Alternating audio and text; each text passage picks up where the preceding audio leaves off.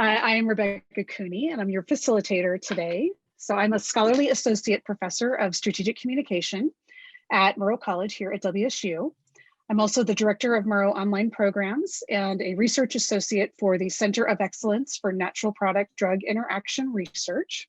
And I am a consultant in learning experience design and effective communication in the virtual space. So I'm married to fellow WSU business professor, Chris Cooney, and together we have 4 children, ages 15 to 23. So the topics today are focused on communications as a career pathway, but this is not a pitch for Murrow College, because especially as I'm learning, most of you are already in your majors, or you're in you're in a master's program, as it were. I'm going to share some examples from Murrow, and I have some other resources and things at the end if you want to learn more. But mostly today, I wanted to give you more of a high-level perspective on the field of communication, what professional communicators do, the different areas of emphasis that exist in the field, and how you can enter the industry, or if you're already in the industry, how you can progress in the industry. It's designed to be an interactive webinar, so please feel free to post questions in the chat as they come up. Andrea will help me sort of moderate and facilitate that. I also have a couple of Zoom polls for you, as well as a breakout activity, but I'm also happy to answer questions as they come up. So let's start with why communications. Before we get into it, I want to start with a poll, and Andrea, if you could launch that. This is about what interests you most about a career in communication. So it looks like what an interesting split that we've got. Love to research and write, organize and enjoy multitasking, love logistics and planning events, and collaborative and work well in teams. And then the highest one, adaptable, resourceful, and love to learn and try new things. These are all, there's no wrong answer in this. This is the very much what we're going to talk about today, and go a little bit deeper into it. So why communications or communication? There's a lot of debate on whether or not you can have an S on the end, by the way. Depends on who you ask in my world. But if you're fascinated by how you might influence or entertain and inform others by creating the best possible media content for an audience, communications is a great pathway for you. If you're a major in communications, or you're emphasizing it in your master's degree, you learn how to assess the needs and preferences of readers, viewers, and listeners. You have creativity to devise innovative strategies for conveying messages. You learn to write effectively in many different modes, including creative, persuasive, descriptive, and journalistic styles. You also exercise the ability to integrate pictures and video and audio into all of the communications that you create. New professionals tend to start off in coordinator or media manager positions with average salaries ranging from about $35,000 to $42,000 a year, depending on where you live. And those with more than 5 years experience become account managers and directors, earning about $60,000 to $80,000 a year. And some of the highest paying positions for communications often require a master's degree. So kudos to my friends in the master's program. At least about 8 to 10 years experience with titles such as VP of PR, VP of Communications, Account Director, Executive Producer, Digital Specialist. And their median salary can be anywhere from $100,000 to $240,000 per year. So it just depends. And I've got some sources for this too, so you'll have those. Students who major in communications learn to plan, organize, execute projects, programs, and events. They should be attentive to detail, but at the same time understand the big picture. So it's a bit of strategy and tactical mixed in. Since communications projects are often the subject of criticism and even failure, communication folks need to learn to tolerate critical appraisals of their work and to cope with less than successful ventures, a lot of trial and error in our world.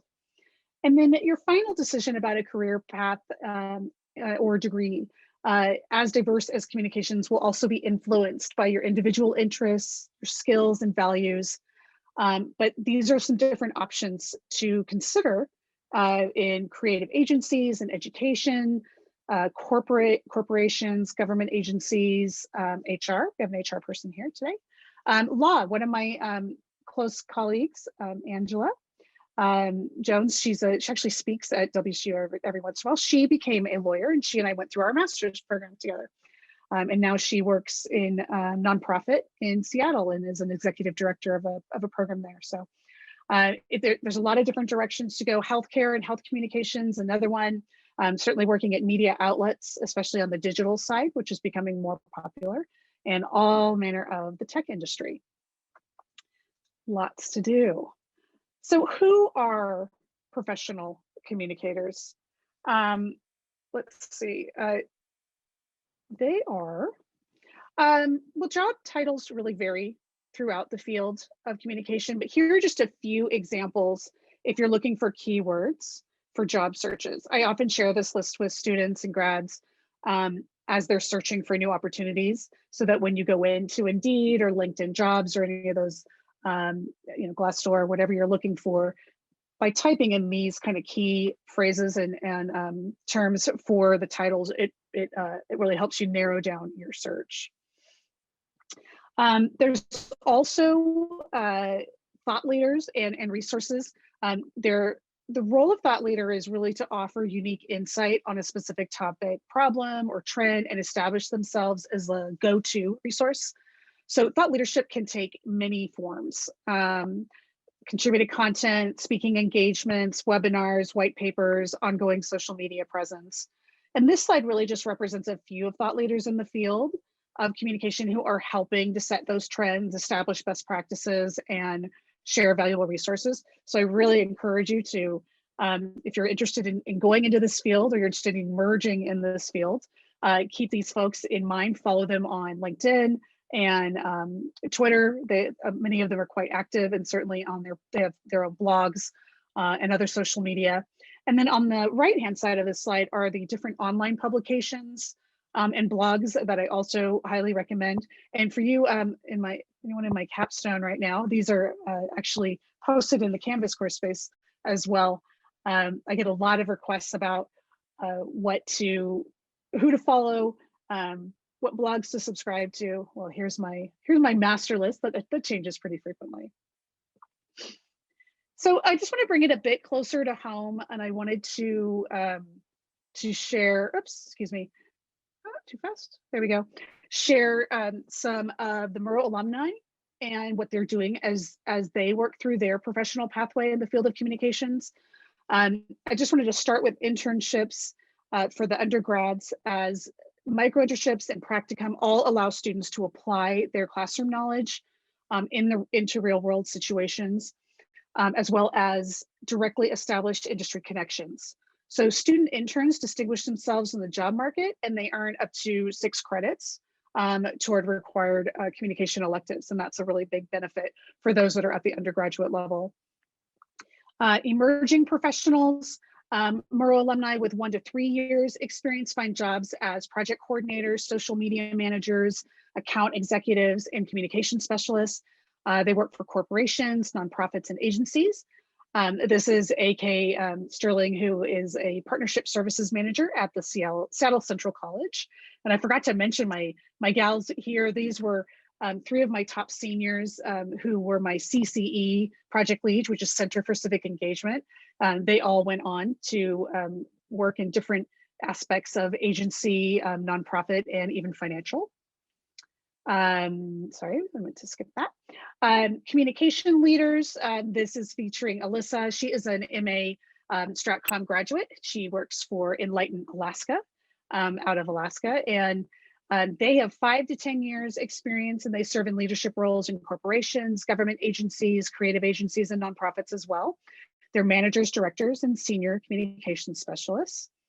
And then our seasoned pros, this is featuring Roger Nyers, who is the president and CEO of Nyers Communications, who has a wonderful first-year internship. That is a paid internship that typically turns into a paid full-time position. He does a lot of work in Seattle. They have more than 15 years experience. They are entrepreneurs, they're strategists, they're leaders for public and private companies worldwide. And they are vice presidents, public information officers, and chief communication specialists. So I just wanted to give you kind of a broad idea of everyone has a pathway. And I'll share my pathway in a bit, where we all start somewhere, and some of us start as, maybe we did our undergrad in communications, but we have so many in our field that started in biology, or started in government, or started in retail, started in journalism, and swapped over and really develop those communication skills into different pathways as they emerge and get more experience. So what do they do is the next section I want to talk about. I have another poll for you. So Andrea, if you could launch this poll. What area of or communication truly interests you most? And I recognize that it might be all of the above, but if you had to pick, one, I'm just curious where everybody's where they're at. So top is public relations. Okay, that's interesting. I wasn't really sure as I was putting this together if I would have a large amount in journalism versus, public relations or digital communication. Journalism is almost its own lane. And as someone who is not a journalist, I work with journalists, but I'm not at all consider myself a journalist. If that came up, I was going to make sure that we did a follow-up to encourage somebody who can speak more specifically to the journalism field. But PR is a big one, as well as we've got a split with science communication, risk management, digital communications, and then nonprofit. Okay, that's good to know. If I asked my undergrads, I'd get like 90% sports. So at least I still get a lot of sports, and I get a lot of advertising as well. So this is a really nice mix of differences. And I've only touched the surface, and I only will in our short time together this evening. But let's just talk a little bit about what communication professionals do. Professional communication really refers to the oral, written, visual, and digital forms of delivering information in the context of a workplace. So effective communication ensures a smooth flow of ideas, facts, decisions, and advice. So a background in communications is also highly regarded in business and marketing and education, politics and PR, as the ability to develop targeted messages and deliver it effectively is fundamental to success in these fields and many others as well. So also the globalization of business in a world that's been brought closer together through the accessibility and immediacy of electronic communications has made cross-cultural and multilinguistic communication skills more important than ever. So this slide really just shows the depth and breadth of attributes and actions performed by professional communicators across the area of emphasis. Integrated marketing communication. So regardless of the discipline, all professional communicators do some form of integrated marketing communications. Throughout our courses, students learn fundamentals in preliminary research with data collection and analysis, how to optimize content for organic search, how to craft the 5 W's for an organization or event. That's the who, what, where, when, why. They learn how to write using an inverted pyramid model, and AP style. They also learn how to write the SWOT analysis, strengths, weaknesses, opportunities, and threats, conduct competitor analysis, map the customer journey from awareness through advocacy, and create target audience personas. They learn how to design, implement, and measure campaigns, and they gain core competencies in summarizing and presenting work through reports, blog posts, and website content. So all of it is integrated communication. We deal with advertising and sales and events, public relations, direct marketing, interactive marketing, grassroots word of mouth marketing, as well as personal brand and selling and personal awareness. So it's really good. This is my favorite slide to show new majors in communications, regardless of where they're coming into me from advertising, PR, journalism, science, comm, whatever, because to me, this is what defines the major of strategic communication. So with that, I want to actually do a little breakout.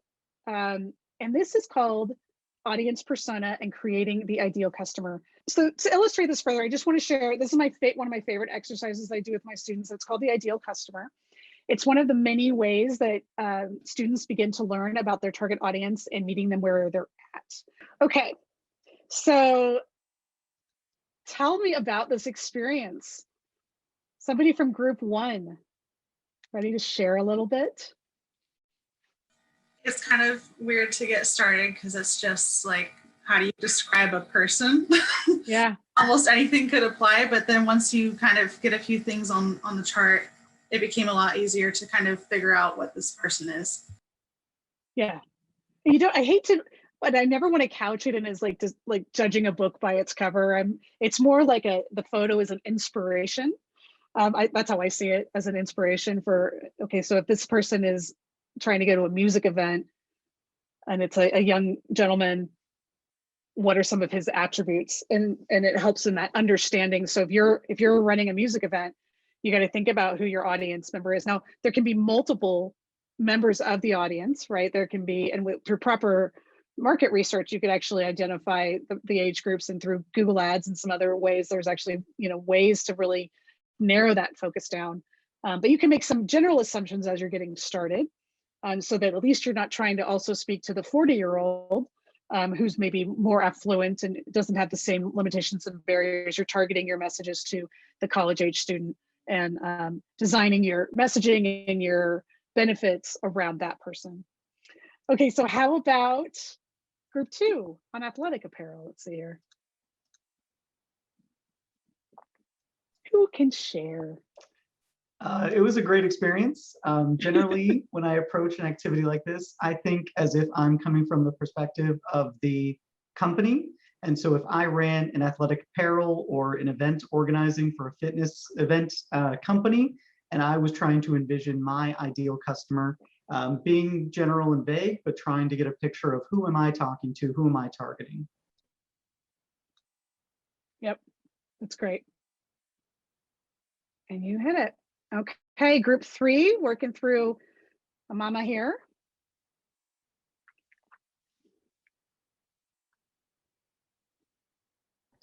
Yeah, I found it very hard to commit to something. I really want to be very general and very inclusive. So Yes. picking specific characteristics made me a little bit uncomfortable. Yes, it could be challenging for sure. And it's making assumptions about a person. And really the goal with the exercise is really just to help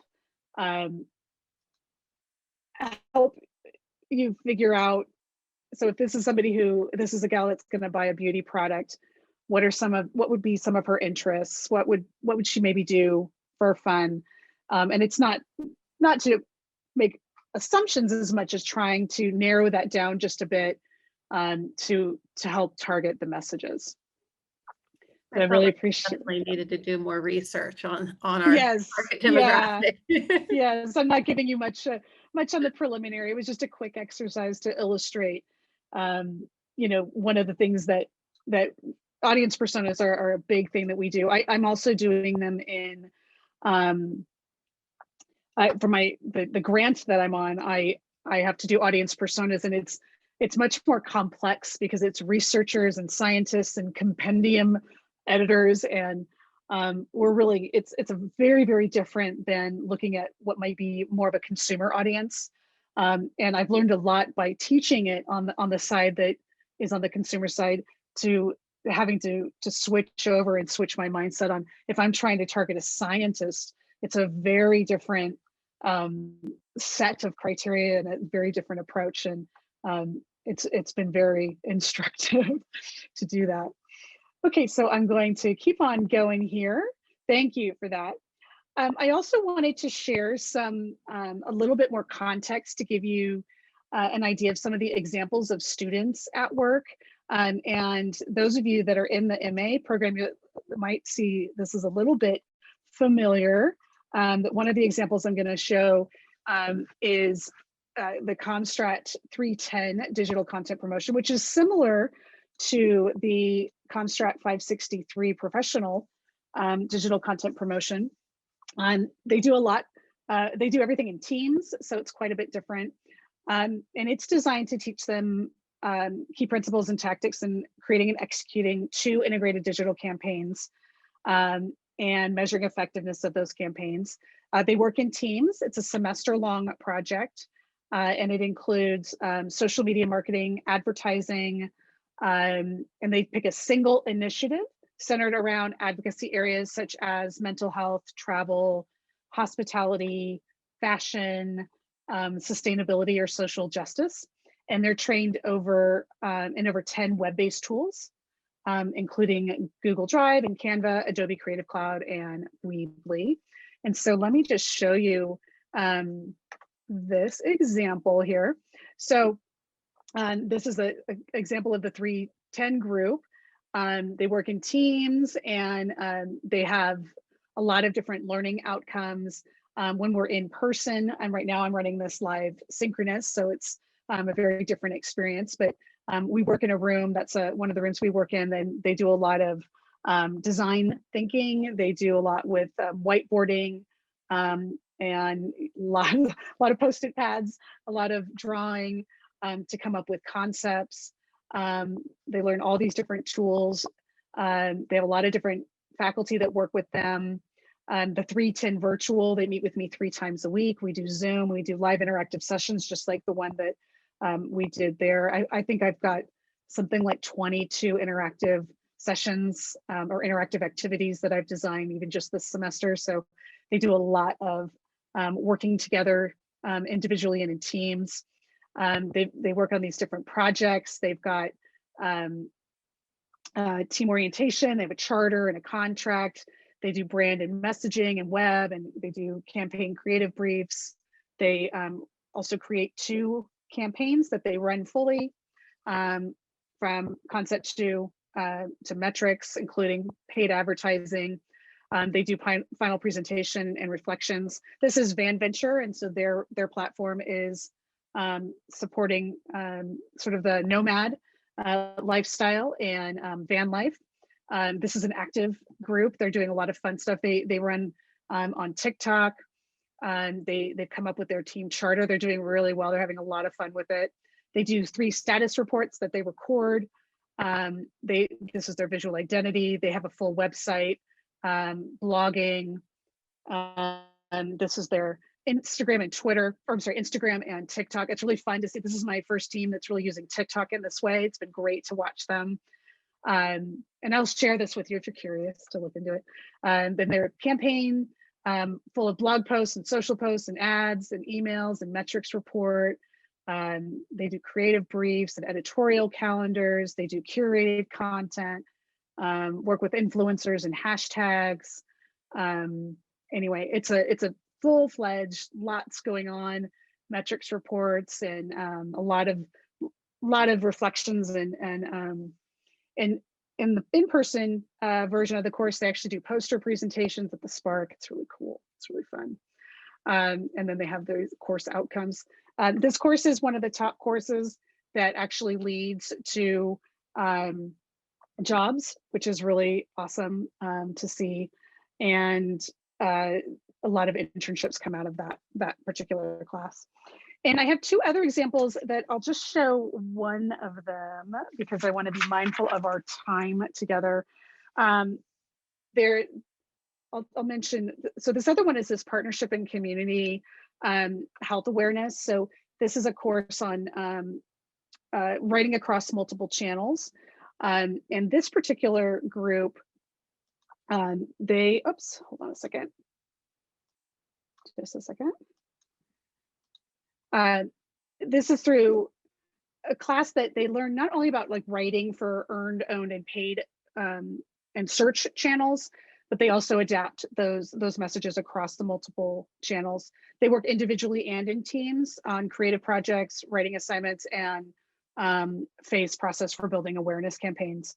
But this particular one is just a showcase of experiential learning and the aspect of the curriculum. And this is work that students created over a 2-year period as part of a Center for Civic Engagement project focused on mental health, community health, food insecurity issues. It started in fall 2018, where a CCE partnership was created between Whitman County Public Health and the students of 310. And the focus of the overall project was to raise awareness about locally significant public health issues through creation and implementation of activities and campaigns in public relations, social media, website content, and grassroots. And over 4 semesters, the project expanded, and 3D3 began partnerships with multiple organizations, including food insecurity groups on campus, Pullman Regional Hospital, Latah Alliance for Mental Health as well. And they were assigned to one of 3 teams that were led by past 383 students who were selected because they possessed the skills necessary to communicate and coordinate and collaborate, not only with peer students, but with the stakeholders and community partners. So this is just an example of another thing that we did.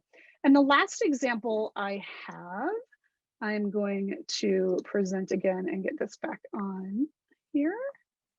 Oops, we went too far, sorry. There we go, it's this one.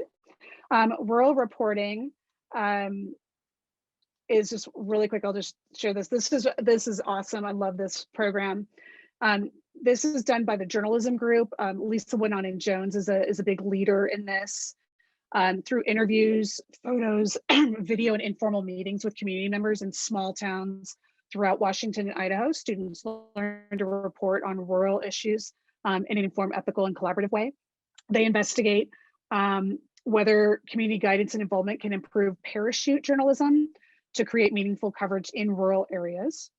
They work with local libraries, rural communities surrounding WSU and University of Idaho.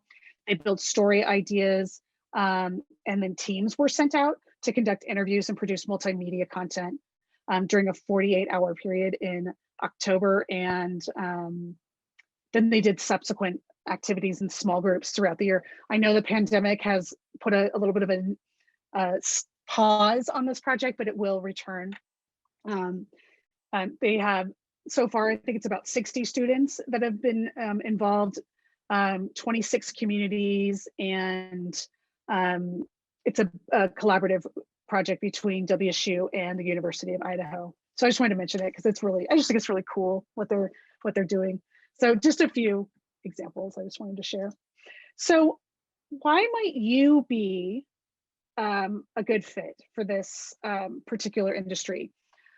Those who study and work in communications learn best practices for conveying information on interpersonal and organizational levels. Practitioners know how to write and speak effectively and persuasively. They have strong interpersonal time management and critical thinking skills and are very detail-oriented and adept at gathering information. They also work well individually and teams. And this is a graphic from Duarte from 2020 that just highlights some of the top 3 soft skills being adaptability, communication, and collaboration. And then the top important soft skills, virtual communication, the ability to use a variety of communication and mediums effectively, facilitation of meetings and discussions, presentations. Anyway, it's a great field to be in. I think it's so adjustable and adaptable. There are some key attributes to good communicators. I won't repeat all of them here, but this is what we're looking at here is a profession map that was created by All Things Internal Communication, or IOC, the IOC, that outlines 6 core professional areas, highlighting what knowledge and skills are needed by practitioners, as well as 10 behavioral behaviors that they must foster and sustain.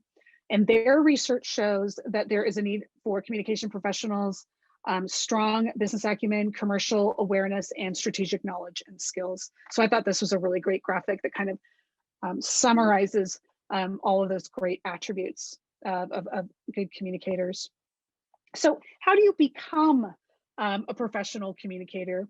So this is a really big sample. I just want to state that right off the bat, that the professional pathway is so varied across the communication professionals. What the masters in communication folks can probably speak to this in a minute on, they come in from biology, education, the hard sciences, and psychology, history, mathematics, all manner of disciplines come in, but some as a sample major in communication, business, human resources, and English. They complete classes and participate in clubs. Great to complete an internship and some experiential learning like CCE projects that are built in curriculum or done on their own. They get paid internship or a first job at an agency, public sector, or nonprofit. Stay at the first job for 1 to 3 years. That's my hardest part with my fresh undergrads. They want to leave after a year. I really encourage them to stay at least 2 years to gain experience, shadow others who have been there longer and have done it for more time, and then move up or on, move up in the organization or on to the next. Tend to move up in title, manager, assistant director, engage in professional development and conferences. So that's where maybe getting additional certifications, taking additional classes, workshops, that sort of thing. They stay at jobs for about 3 years minimum and working their way up, keep learning and growing. Great to get a master's degree. I recommend after about 5 years work experience. Some want to get it sooner. I like 5 years as a good benchmark. And then start to work and speak and guest lecture and freelance in that time. And then if you keep going, you become a VP, you teach, you speak at conferences, manage a team, you just keep going and growing. So to illustrate that a little bit, I created this as a snapshot of my pathway. I won't read it to you, but I started out in 1994 as a very young professional. I got my BA and I had multiple jobs. I worked for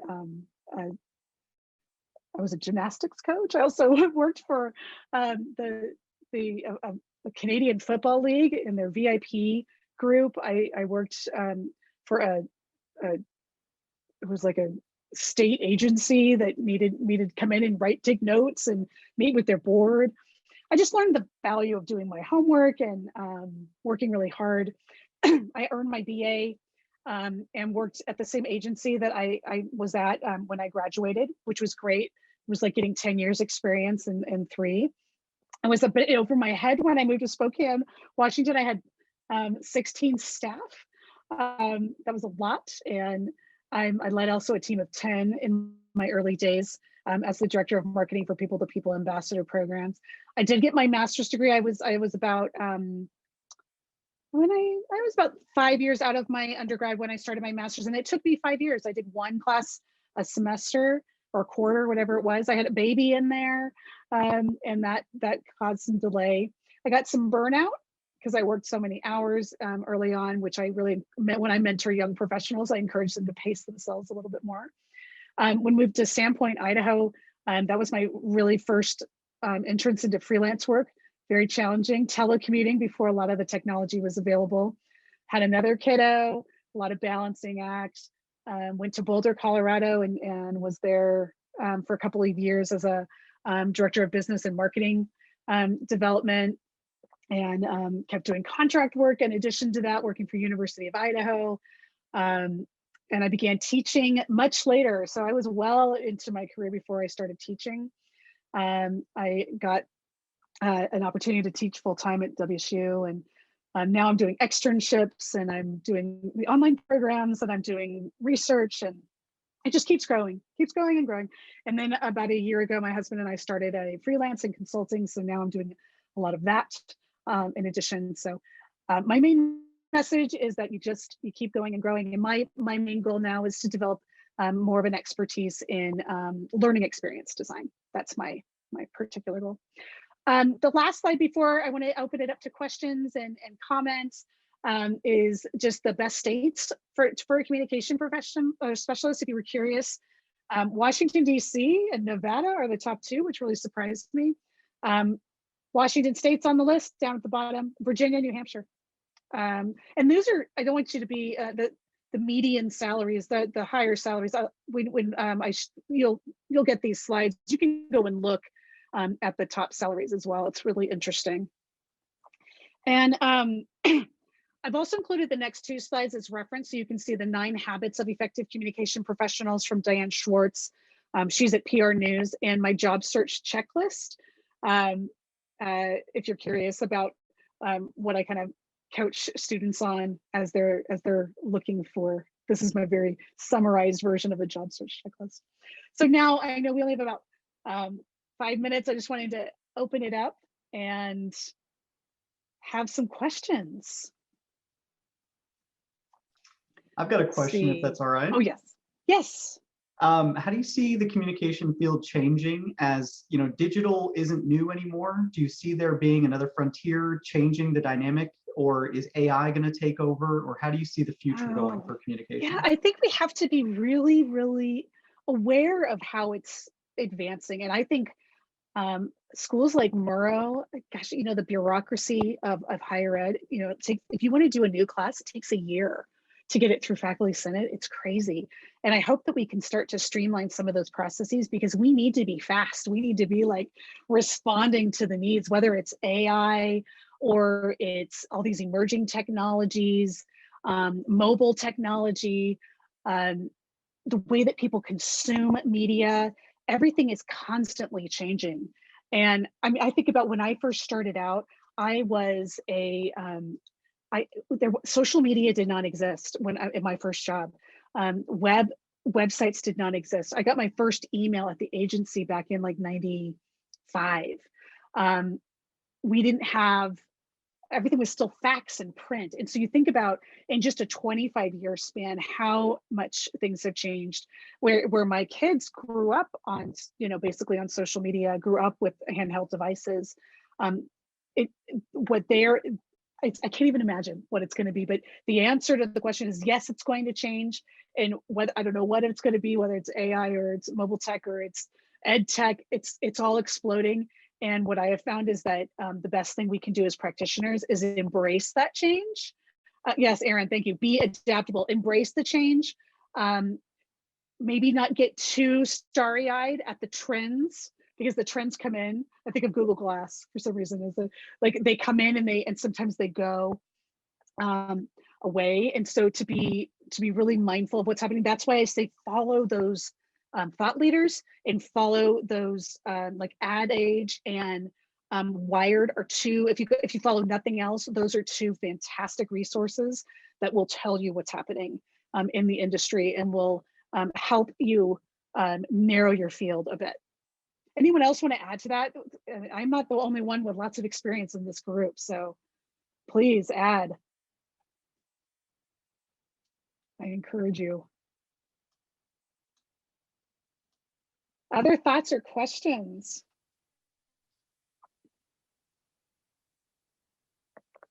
How do you think a communication will be knowing that the world is becoming more and more multicultural, that cities, you know, every day more people from different backgrounds, they all gather in one same place with different languages, different ways, cultural ways of understanding life. So how do you think that will affect communication nowadays?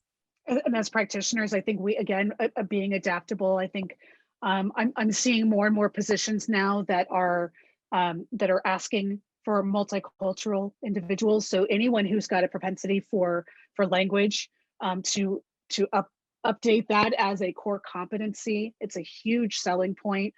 I think that what we're seeing with apps, mobile apps, are also more and more coming out to help with language barriers. I think our websites we're going to see more and more that websites are going to be sort of a choose your language when you arrive, and that we're going to have to, as practitioners, become more and more comfortable with the optimization of our content and being ready to switch it not only in just pure language adjustments, but also in cultural adjustments, and understanding that the words that we choose in English may not translate well into other languages, and we're going to have to switch that. We'll have to be more sensitive to images we use, colors we use, timing and music and fonts, all these things that maybe we take for granted because we're thinking we end up inherently thinking a bit narrowly with our audience. We're going to have to be much more mindful, ready to pivot and adaptable, as Erin has already said. I hope that answers your question. Yes, thank you. Other thoughts? We're at the top of the hour. I want to be really respectful of everyone's time. We will share the slides. I've also, I do have another slide, just one more that's on an interested. I didn't even think to really promote the masters, online masters in this, because I thought we were all undergrads, not quite ready for that. But we do have online masters as well as residential masters that are, the residential master's degrees are really elevating. I'm so excited that we have this gentleman. His name is Dr. Paul Bowles, and he is our new graduate director. He's fantastic. So my master's students, if you've thought about going on for a doctorate or a residential PhD, you might want to have a chit chat with Paul. Majors and minors, and anyway, if you're interested in any of that, Mackenzie is our recruitment officer, and she is wonderful and can tell you all sorts of things and put you into contact with people. But that's really it for today. I enjoyed everyone's participation and great questions, and thanks for playing along on my ideal customer activity.